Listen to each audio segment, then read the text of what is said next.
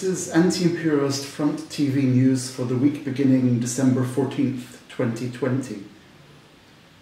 Aytaç Ünsal of the People's Law Bureau has been arrested under torture in Edirne, Turkey, and jailed in the F-type prison at Edirne.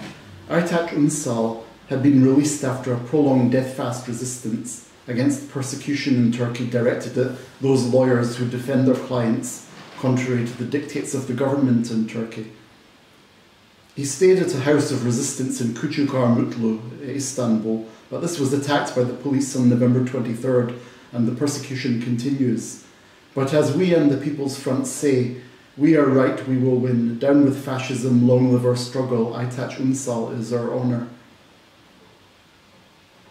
Solidarity with Yüksel resistance. In the hearing of the file under which the Yüksel protesters in Ankara are being held in prison, Acun Karadağ, Nazan Bozkurt, Alev Şahin and Mehmet Dersulu were subject to a decision to continue their detention in prison. Arman Özbaş and Mahmut Konuk were released. Resistance of the workers will win.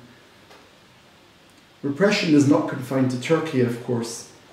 The December 6th commemoration of Alexis Grigoropoulos in Athens was attacked by police and hundreds of people detained. Members of the People's Front and the Anti-Imperialist Front in Greece were among those detained and released after being fined.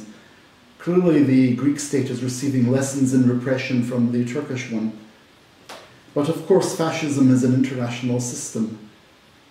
A number of protesters were arrested by police. In spite of all the COVID hysteria, it is noticeable that the large number of arrested protesters were jammed together in small rooms for several hours.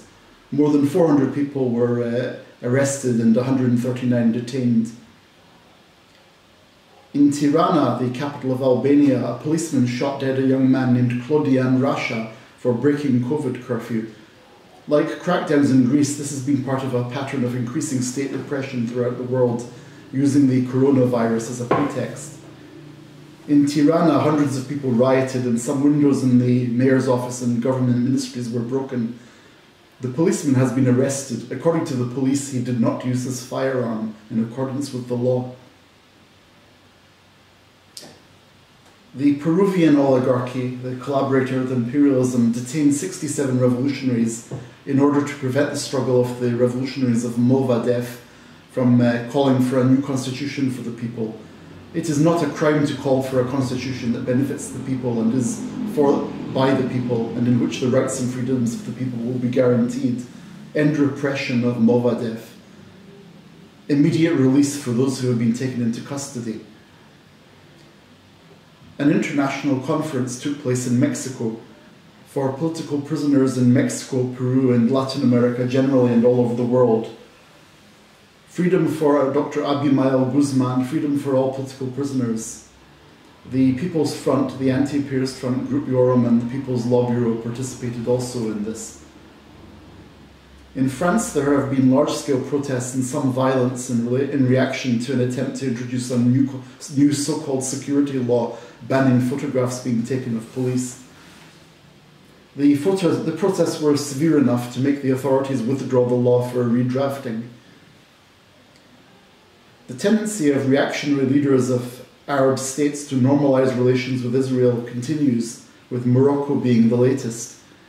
This was greeted by outgoing US President Trump, who you would think had enough troubles of his own. While Morocco makes its peace with the Zionist state, not that it was ever against it, Israeli soldiers have murdered a 13-year-old Palestinian boy in the West Bank. The boy was named Ali Abu Alia. He was part of a protest against an illegal Israeli settlement. Some anger has been caused by the fact that the weapon was a US-made Ruger rifle. The .22 caliber rifle is supposed to be less lethal than military firearms, but many have been killed or wounded by a weapon with this caliber, including children. Fighting against imperialism, Zionism and injustice is not a crime, it is a duty. And that is the news from the Anti-Imperialist Front for this week.